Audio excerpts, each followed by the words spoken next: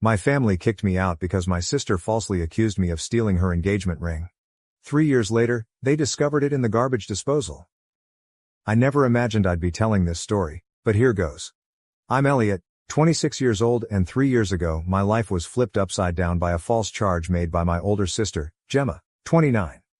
I grew up in a little Ohio town with my parents, John, 55M, and Lisa, 53F, and my sister, Gemma. We lived in a modest 2-story house that my parents purchased when they first married. It was not fancy, but it was home. My father worked as a high school math teacher, and my mother was a nurse at the local hospital. They weren't wealthy, but they made sure we got all we needed. Growing up, Gemma and I were quite close. We'd spend hours playing in our backyard, climbing the ancient oak tree and inventing complicated games. She was always the leader, making up the rules and plots, while I was content to follow along. As we grew older, however, things began to alter. Gemma was always an overachiever. She was the top of her class, captain of the debate team, and appeared to thrive in whatever she tried. In contrast, I was more laid back.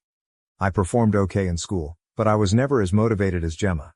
As we approached our adolescence, this disparity began to erode our relationship. By the time Gemma left for college, we had grown apart. She attended a prominent university on a scholarship, whilst I stayed local and attended community college. I didn't know what I wanted to accomplish with my life, so I took a range of classes to figure it out. Gemma relocated to the city after graduating from college and began working at a large marketing agency. She'd return home for holidays and occasional weekends, full of stories about her fascinating life and excellent profession. I couldn't help feeling inferior in contrast. I was still living at home, working part-time at the local grocery shop, and trying to figure out my next step. Despite our differences, I always assumed Gemma and I were fine. We weren't as close as we were, but I assumed it was just part of growing up. I had no idea how quickly everything might fall apart. Gemma and her boyfriend, Tom, 31M, were engaged 3 years ago. They had been dating for 2 years, and everyone was ecstatic. Tom was a lawyer from a wealthy family, and my parents idolized him. He proposed with a stunning diamond ring that has been in his family for generations. Gemma was overjoyed and couldn't stop showing it off to everyone. The engagement celebration was a large occasion. My parents brought what seemed like the entire town to our house to celebrate. I recall feeling a little out of place among the rich people Gemma and Tom had invited from the city. I remained close to my old high school pals who were still in town, feeling more at ease with them than with Gemma's sophisticated set. A month after the engagement, all hell broke out. It was Tuesday afternoon and I had the day off work. I was in my room, playing video games and enjoying the quiet house. Gemma was visiting for a week, taking some time off work to begin arranging the wedding with our mother. I heard Gemma return home from a shopping trip with Mom. They were talking and laughing downstairs. I didn't think much about it and returned to my game. Around an hour later, I heard Gemma scream. I ran downstairs to check what was going on, and she accused me of taking her engagement ring. She explained that she took it off while doing dishes and left it on the kitchen counter. When she returned to grab it, it was gone. I was stunned and quickly denied taking it, but Gemma refused to listen. She kept shrieking that I was the only other one in the home, so it must have been me. She mentioned how I was always jealous of her success and how I probably wanted to sell the ring so I could finally move out and accomplish something with my life. Our parents arrived home in the midst of the chaos, and Gemma recounted her version of events. To my horror, they believed her wholeheartedly. My mother began to cry, questioning how I could have done such a thing to my own sister. My father merely looked at me with disappointment in his eyes. They began searching my room and turned everything upside down. They didn't find the ring, but they did discover some money I had saved from my job at the supermarket. It wasn't much, maybe a few hundred, but Gemma quickly picked up on it, claiming I must have sold the ring and that's where the money came from. I tried to explain that I had been saving for months and was considering taking some classes at the local community college, but no one listened. The following few days were a nightmare. My parents and Gemma repeatedly pressed me to confess and return the ring. They threatened to contact the police if I did not come clean. I was afraid and felt entirely alone. Nobody in my family believed me, and I was treated like a criminal in my own home. I tried contacting several of my pals, but the majority of them had moved away after high school. The few who remained in town appeared unwilling to become engaged in family strife. I felt more alone than ever. After a week of relentless accusations and threats, my parents made a decision that would alter my life forever. They told me I needed to go. They said they couldn't trust me longer and that I was putting shame on the family. They gave me 2 days to pack my belongings and leave. I was devastated. I had nowhere to go and didn't know what to do. My best buddy from high school, Ryan, 26M, who had recently returned to town after serving in the army, offered to let me rest on his couch for a time. But I knew I couldn't stay there long. His apartment was small, and he was still getting back on his feet. I packed everything I could into a backpack and an old duffel bag, including clothes, books, my laptop, and a few memories from brighter times. As I was leaving, I noticed Gemma eyeing me from her old bedroom window. I thought I caught a glint of doubt in her eyes, but she quickly turned aside. Walking out of that house, the only one I'd ever known, was the most difficult thing I had ever done. I felt deceived and abandoned by those who were supposed to love me completely. The saddest part was that I had done nothing wrong. For the next 2 months, I alternated between Ryan's couch and cheap motels as I could afford them. I took on any odd jobs I could find to make ends meet. I've worked as a dishwasher, dog walker, and even spent a few weeks on a construction job. It was a challenge, but I was determined to prove my innocence and succeed on my own. Eventually, I got a solid job at a warehouse on the outskirts of town. The job was hard, the hours were long, but the pay was consistent. The salary wasn't spectacular, but it allowed me to rent a modest room in a shared house with some other warehouse workers. I gradually began rebuilding my life, but the grief of what had happened never went away. I'd lie awake at night, repeating the events in my memory and wondering how they had gone so wrong. How could my family have turned against me so quickly? How could Gemma, who had grown up with me and knew me better than anyone else, believe I would do such a thing? I cut all communication with my family. They attempted to contact me several times in the beginning. My mother would leave heartfelt voicemails urging me to come home and make things right. My father sent a few terse text messages indicating we needed to discuss. Gemma did show up at the warehouse once, but I declined to see her. I couldn't bear to speak with them after what they had done. They were no longer my family. For 3 years this was how I lived. I made new friends at work and in my shared home. We'd hang out after shifts, drink beer, and watch games. It wasn't the life I had envisioned for myself, but it was mine, and I had created it from scratch. I worked hard and was even promoted to shift supervisor at the warehouse. I started attending online classes to learn business management. I was slowly deciding what I wanted to accomplish with my life, but there was always a part of me that was outraged and wounded by what had occurred.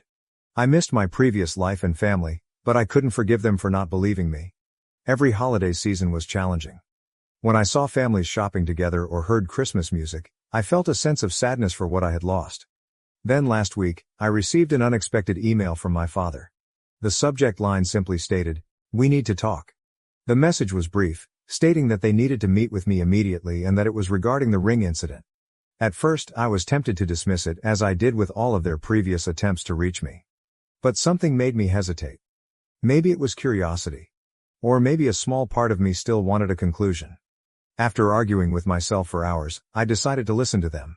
I called my father, and what he said left me stunned. The ring had been found. Gemma had accidentally knocked it into the garbage disposal while doing the dishes. She only recognized this a few days ago, when the disposal began making unusual noises and they summoned a plumber to inspect it. My father claimed Gemma was upset when she understood what had transpired and that I had been telling the truth all along.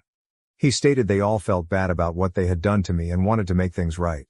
I hung up the phone, experiencing a swirl of emotions. On the one hand, I felt vindicated. I had always told the truth and now everyone knew it. However, I was angry. I was outraged that it took 3 years to find out the truth, that I had missed so much time with my family, and that I had fought alone for so long when I had done nothing wrong. Now I'm at a crossroads. My family wants me to return home. They claim they want to make things right. Gemma has been phoning and messaging nonstop, asking for forgiveness. But I'm not certain I can forgive them. They pushed me out without hesitation.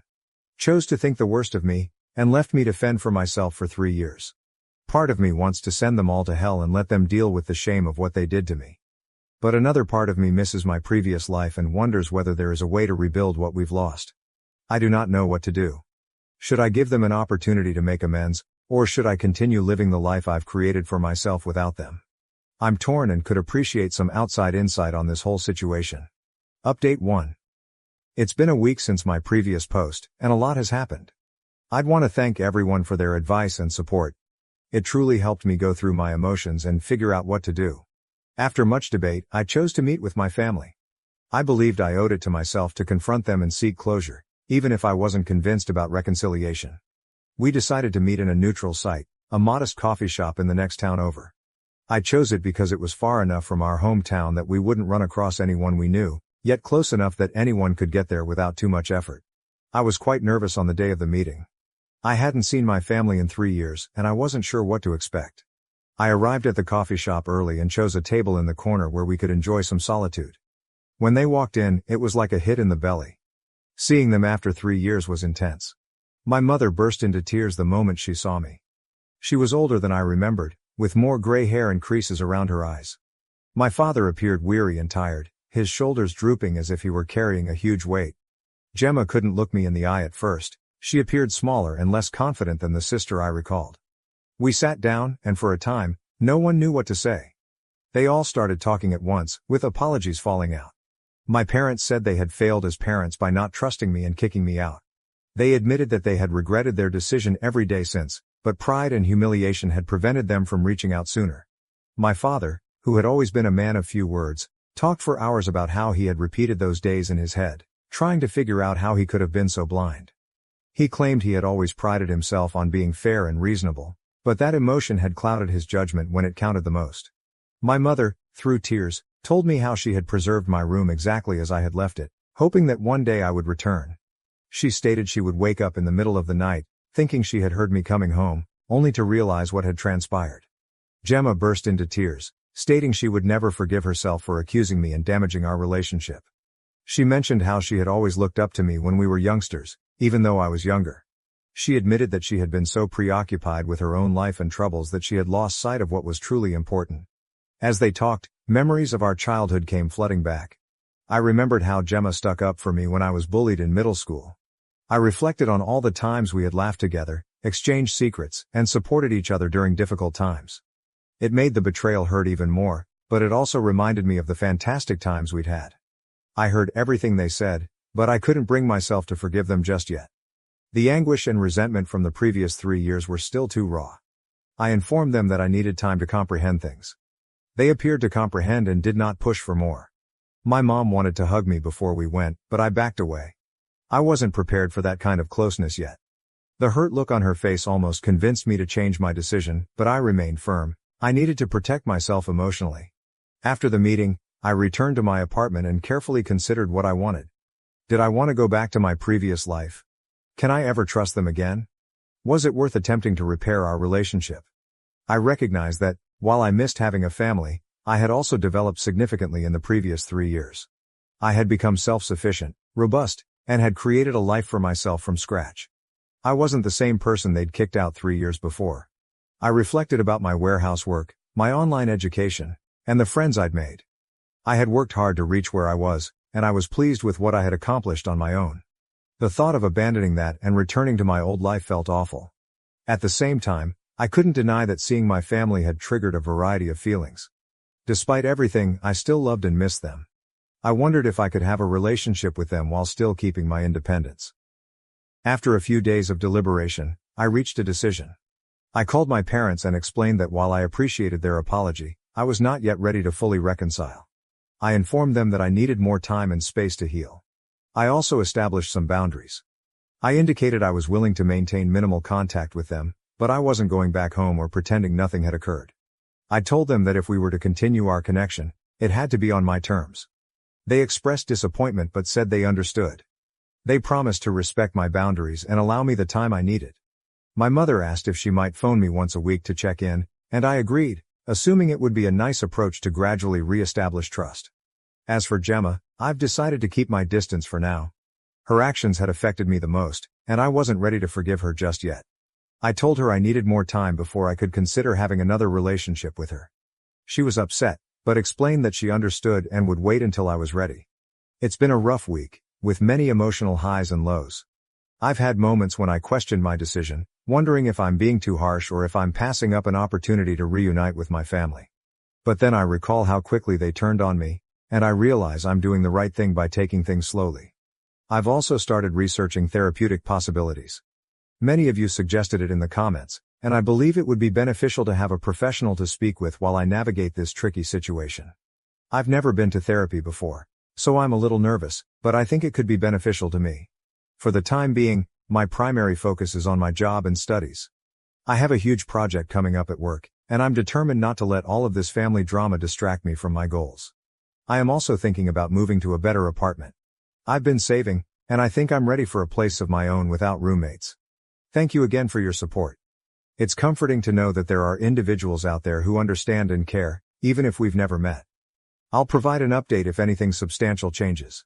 Update 2. It's been almost a month since my last update, and I'd like to share some developments. I've been sticking to the boundaries I've established with my family. We've had a few phone calls and text messages, but nothing particularly intense. It's been okay, awkward at times, but not as painful as I expected. My parents have mostly respected my wishes.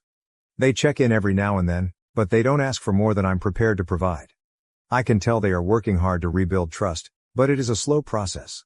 My mother calls once a week, as we promised. These calls were strained at first, with extended silences, but they are becoming easier. We usually discuss neutral issues, such as her employment at the hospital, the weather, and my online education. It's not much, but it's a beginning. My father has been sending me short emails, usually simply to check in or share something he thinks I'd be interested in. Last week, he forwarded me an article about a new business launching in our hometown. It was a little gesture, but it reminded me of how he would clip newspaper stories for me. When I was younger, Gemma struggled with the barrier I'd created between us. She sent me many long, emotional texts apologizing and pleading for the opportunity to make things right. I responded simply, stating that I need more time. It's difficult, but I'm holding firm on this. I know she's hurting, but I'm not prepared to deal with her feelings on top of mine. The big news is that I have started treatment. I discovered a counselor that specializes in family trauma, and we've had a few sessions thus far. It has been difficult to bring up all of the grief from the past, but I believe it is helping. My therapist is assisting me in resolving my anger and trust issues, as well as providing me with strategies for setting good boundaries. In our last session, we discussed how the incident with the ring was more than just the accusation, but also years of feeling like I didn't measure up to Gemma's accomplishments. It's made me recognize that there were difficulties in our family dynamic long before the ring incident and that healing will require addressing those as well. One unanticipated result of all of this is that I've become closer to my pals, particularly Ryan. They've been extremely supportive throughout the entire ordeal. Ryan even offered to accompany me to any future family meetings for moral support. It's taught me that family is more than just blood. It's about who supports you when things go rough. Work has been a welcome distraction. I've poured myself into my career and even received a modest promotion. I'm now in charge of inventory management for my shift, which means additional responsibility and a minor pay increase. It is nice to have something pleasant to focus on. In terms of my living situation, I've decided to stay where I am for the time being. It's not much, but it's mine and symbolizes the independence I've worked so hard for. My parents offered to help me find a better place, but I declined. I have to do this on my own. However, I began to carefully consider choices for furthering my studies. A state institution located approximately an hour distant provides night classes. I am considering applying to their business program. It would be a significant move, but I believe I'm prepared for it. Overall, I'm taking it one day at a time. Certain days are harder than others. There are times when I mourn our easy connection as a family, but then I recall how fast they turned on me, and I realize I can't rush this process. My therapist thinks it's good to have mixed feelings about everything. She encourages me to be patient with myself and not feel obligated to forgive before I'm ready. We're working on techniques for dealing with upcoming family gatherings and holidays, which are making me more apprehensive than I'd like to admit. For the time being, my priorities are recovering and creating a life I can be proud of, with or without my family. It's not easy, but I'm positive about the future.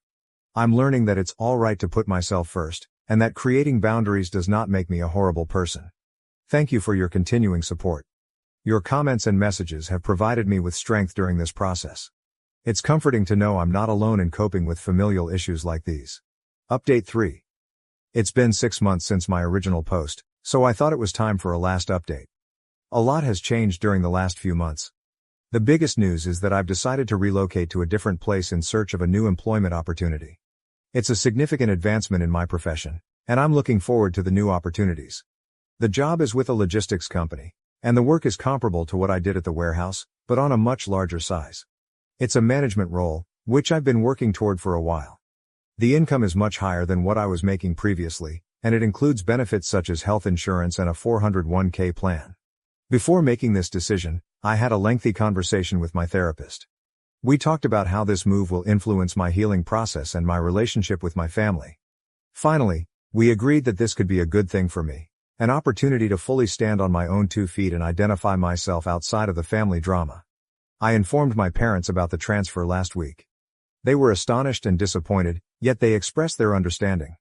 My mother cried a little, stating she had hoped we'd have more time to restore our relationship before my departure. My father was more stoic, but I could see he was disappointed too. They were both concerned about me being alone in a strange place, but I told them that I'd be okay. Gemma took it the hardest. After I told her, she showed up unannounced to my flat, pleading with me not to go. She admitted that she felt like she was losing me all over again. It was a challenging conversation, but I held my ground. I informed her that this was something I needed to do for myself, and that our relationship was not in a position where her opinion could influence my decision. Our relationship is improving, but it is not perfect. We've enjoyed several family dinners in recent months. They've been uncomfortable and awkward at times, but we're gradually learning to be around each other again. Trust is still a major issue. I sometimes question their motives, wondering if they truly believe what they say or if they are simply attempting to relieve their guilt. My therapist has been crucial throughout this. She has helped me analyze my emotions and create boundaries. She has emphasized that forgiveness does not imply forgetting or pretending that the trauma never happened. It's about letting go of my anger in order to find peace of mind.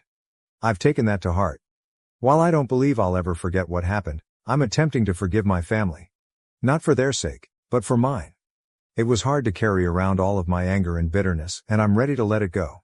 As I prepare for this relocation, I've been thinking about everything that has transpired. 3 years ago, I thought my life was finished. I'd lost everything, including everyone I cared about. But now I see how much I've learned from that experience.